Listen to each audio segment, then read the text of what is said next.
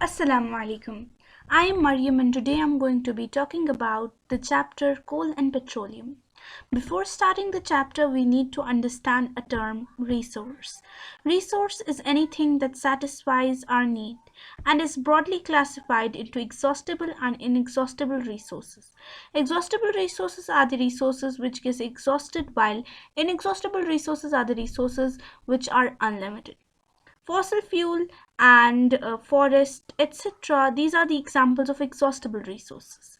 And inexhaustible resources, for example, solar energy and water.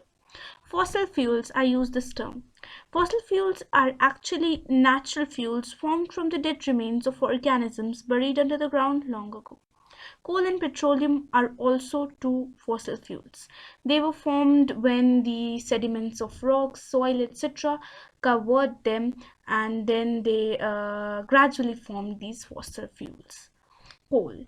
Coal is a hard black combustible mineral that mainly consists of carbon. When it's heated, it produces heat, energy, and carbon dioxide, and it's really useful to us. Actually, how was coal formed, or what is the process, or we can say formation of coal? Coal was formed with the dead remains of plants. The slow process of conversion of plants into coal in absence of oxygen is known as carbonization. Millions of years ago, the dead plants were covered with the sediments of sand and clay, which did not let them come in contact with oxygen or air and gradually got converted into this coal. Coal in nowadays is really helpful to us, and we can obtain a lot of products from it. It is also very useful to us. Now, how is coal useful to us? We are going to talk about some uses of coal in next slide. Coal can be used in homes and industries. It can be used in steam engines. We obtain a product known as coke from coal, and we can make a lot of products from this coke, and this coke is also made from coal. Its coal is basically used in thermal power projects as well, to generate electricity, etc. It's also used to make organic chemicals.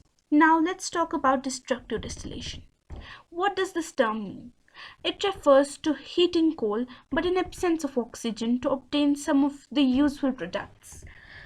Following products we see: coal gas. It's the combination of methane and hydrogen and carbon dioxide, and it can be used in a number of ways, for example in food industry.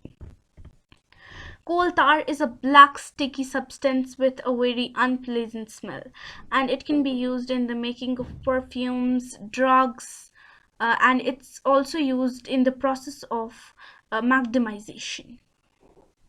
Then we have coke. Coke is a tough black substance, and this can be also used in the number of ways. We usually use it at our homes for our daily home. It's also one of our daily house needs, and it's also used in the extraction of metals or in the process of filtering. Now we have petroleum. Petroleum is a dark crude oil that mainly consists of hydrocarbons. Petroleum was formed from the dead aquatic animals. What actually happened was the dead animals in the water. When these animals, dead aquatic animals, died, they got covered with sand or clay or and rocks, because of the drastic change of the earth, and which did not let them decompose completely because they could not come in contact with the oxygen. So they gradually started forming this oil known as petroleum. Petroleum consists of two words, petro and oleum. Petro means rock and oleum means oil. Now let's learn about fractional distillation.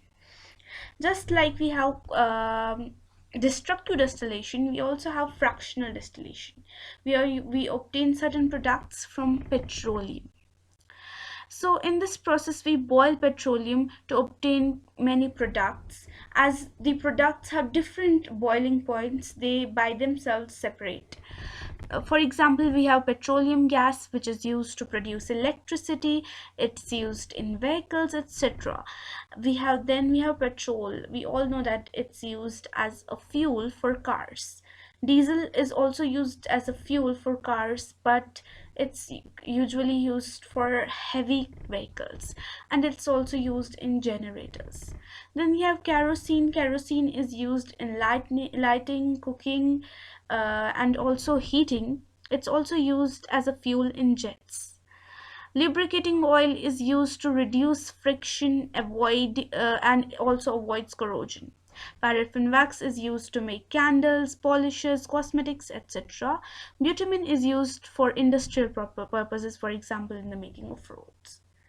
So these all were some products that we obtain from petroleum. Natural gas, talking about natural gas, it's a fossil fuel made in high pressure and temperature in absence of oxygen.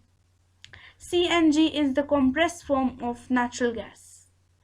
It's used to is used as less storage, and it's also less expensive.